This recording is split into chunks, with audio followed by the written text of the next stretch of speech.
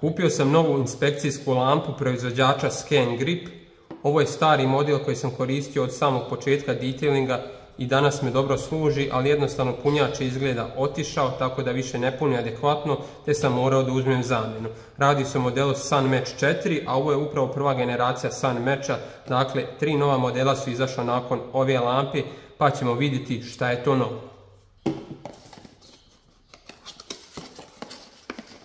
Da vidimo šta sve ima u kutiji.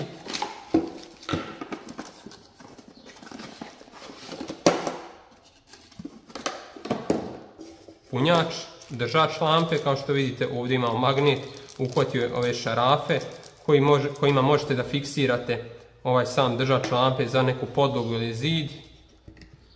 To ovako stavimo, neka uputstva, brošurice, dakle ti šarafi, ovo je neki papir, ne znam čemu to služi, kabel za punjač USB-C i klasični USB i ovo je, kako bi rekao, poklopac koji se može staviti ovdje ako želite da dobijete difuzno svjetlo na samoj lampi. Dakle, uporedit ćemo čisto sa ovom prvom generacijom. Izgleda tanje, onako elegantnije, drugačiji je ovaj indikator napunjenosti same lampe, malo drugačija šema, ovdje imam kao dugine boje, ovdje je sve sivo, malo je drugačija i ova ćelija, da kažem, oko same svjetlosne ćelije i piše CCT scan, a sada ću vam pokazati šta to znači. Ovdje imate dakle mogućnost dvije opcije, odnosno dvije jačine. Ista je temperatura svjetla, samo dva intenziteta jačine.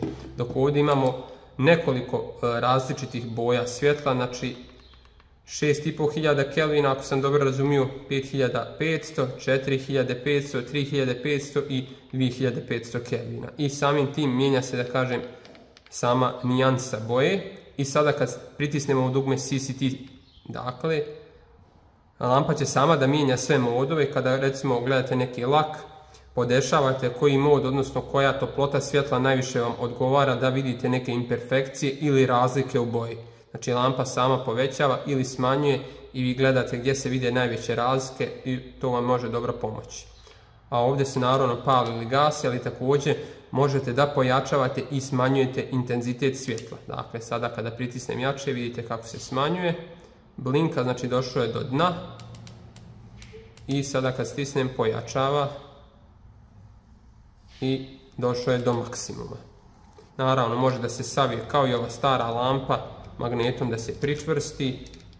I ovdje imate kukicu, a također ima dodatno ova lampa gore koja služi, ne znam, za hodanje u mraku. Malo je čudan dodatak, ali svakako može da posluži. Tako da to je ScanGrip 4, Sunmatch 4. Koju vi lampu koristite za inspekciju laka na vozilu, kakva su vaša iskustva, pišite mi u komentare.